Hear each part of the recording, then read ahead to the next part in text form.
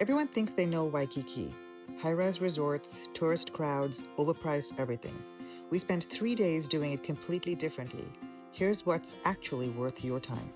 We stayed at Romer House. It's a 179-room boutique hotel tucked on a quiet street between International Marketplace and Alawai Canal. You're literally across the street from International Marketplace. Coffee, food, shopping, all within a 2-minute walk. The building used to be an apartment building, and it still has that neighborhood feel. You're not in a massive hotel. You're in a building with people actually living around you. But here's what really sold us: the wellness classes. Free yoga, Pilates, hula dance, and sound baths right at the backyard, which is their pool level. Most hotels charge extra for this stuff. Romer House just includes it. The vibe is mid-century modern Hawaiian nostalgia. Local art everywhere. Old rotary phones in the lobby, rooms with private lanais overlooking either the pool or the street. It's close enough to everything, but quiet enough to actually sleep.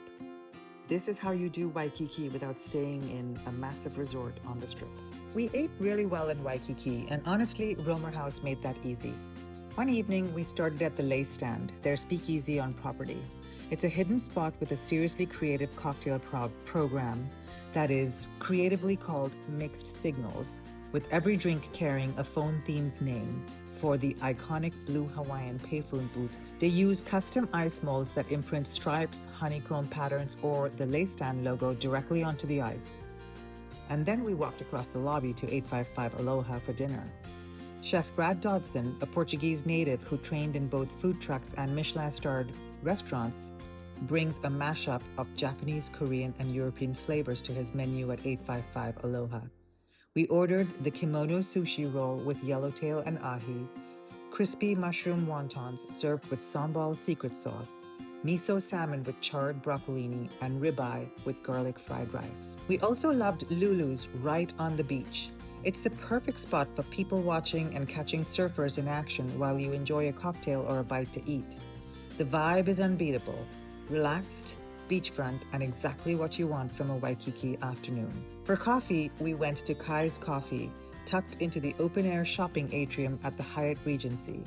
The space has this beautiful indoor-outdoor feel with waterfalls at the center, so grabbing your morning coffee there turns into something genuinely peaceful. We hit up Kamukura one afternoon for their happy hour, which runs from 2 to 6 p.m. daily. Their Mai Tai was hands down the best cocktail of the entire trip. Perfectly balanced, not too sweet, and strong enough to remind you that you're on vacation. You would think that every bar in Hawaii would have this dialed in. They don't. Kamukura does. Before our big hike to Kuliouou Ridge, we stopped at Leonard's Bakery food truck for malasadas, Portuguese donuts that have been a Hawaiian institution since 1952. Hot, crispy on the outside, fluffy on the inside, rolled in sugar. Worth the hike feel. Worth the hike. One afternoon, we wandered over to Mitsuwa Marketplace on the second floor of the International Marketplace. It's a Japanese grocery store stocked with fabulous Asian foods, treats, drinks, and honestly anything you could ever want. Fresh sushi, bento boxes, rice bowls, and ramen vendors all under one roof. We grabbed takeout sushi and sat downstairs at La Pina to have margaritas. We also stopped at Kuliouou food court for gelato, which was the perfect way to cool down after a full day of walking. The food scene in Waikiki is better than people give it credit for. You just have to know where to look. If you're going to hike in Waikiki, do it early, like before 6:30 a.m. if possible. Makapuʻu Lighthouse Trail is the easier of the two hikes we did. 2 miles round trip, mostly paved and accessible enough that you'll see people pushing strollers and grandparents making the trek.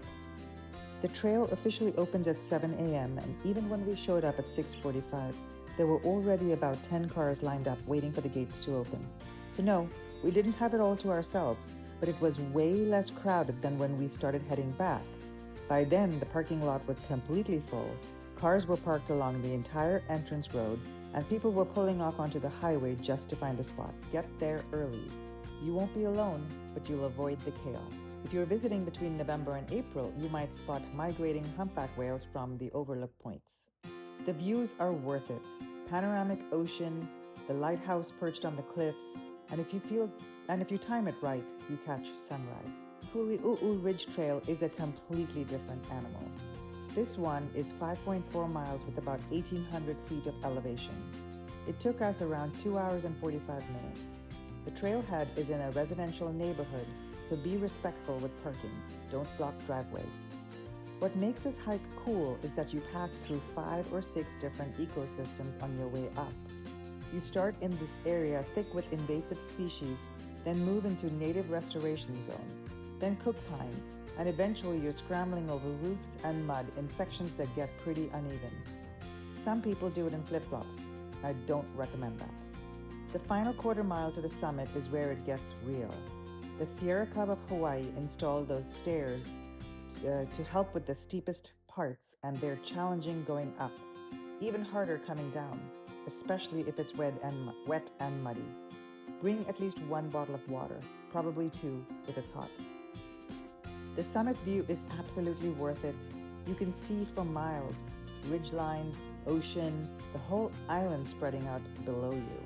We went early and still hit some crowds, but nothing like what it would be mid-morning. Early is the play for both these hikes. Beat the heat, beat the crowds, and you'll actually enjoy it. If you want to do a luau, and honestly you should, skip the massive resort ones and go to experience Nutridge. Most luau's are these 300 to 400 people in productions at big hotels.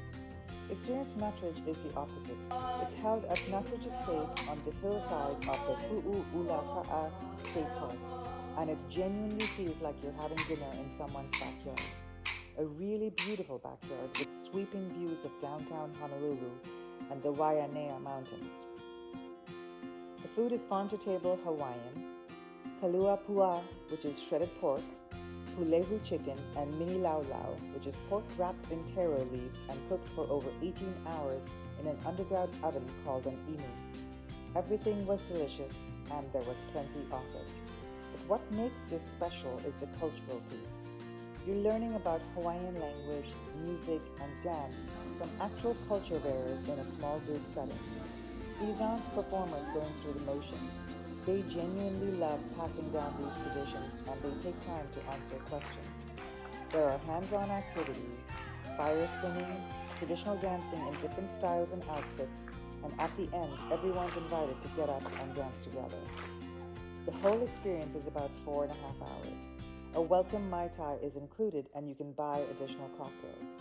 The sunset views and city lights as the evening goes on are incredible. Even when it started to rain lightly at the beginning, it didn't matter. The property is lush and vibrant, and there are plenty of covered areas. This felt like the real thing, not a tourist show. Waikiki itself is tiny, just 2 to 4 blocks wide and 2 miles long. You can walk from one end to the other without breaking a sweat. There are also hop-on, hop-off buses that offer free rides at different stops throughout the area, so getting around locally is easy. But if you want to go beyond Waikiki, like out to the hikes or experience Nutridge, rideshare can get unreliable and possibly expensive. We used Hui, which is an app-based hourly car rental that starts at $12 an hour. You verify your driver's license and put in a credit card, take a selfie, and then pick the car and time. You can then unlock your car via Bluetooth. We picked ours up at International Marketplace, drove to wherever we needed to go, and returned it when we were done. Way more flexible than committing to a full-day rental, and honestly, way cheaper. One last thing, ABC stores. You will see them everywhere. These convenience stores are more common in Hawaii than Starbucks in Seattle. They've got snacks, drinks, sunscreen, souvenirs, whatever you need. Jason bought 2 t-shirts at one. It's just part of the Waikiki experience at this point. So that's Waikiki. 3 days and we barely scratched the surface. There is so much more to the island of Oahu. North Shore, Diamond Head, Pearl Harbor. But honestly, Waikiki itself gave us everything we needed. Great food, solid hikes, real culture, and a home base that actually felt like a neighborhood instead of a tourist trap. If you're planning a trip to Oahu, don't skip Waikiki just because you think it's too touristy. You just have to know where to look. Thanks for watching. If you loved this guide, subscribe for more hidden gems and authentic travel experiences. New videos every Thursday at 2 p.m. Until next time, keep gallivanting. And remember to savor the world mindfully, one bite at a time.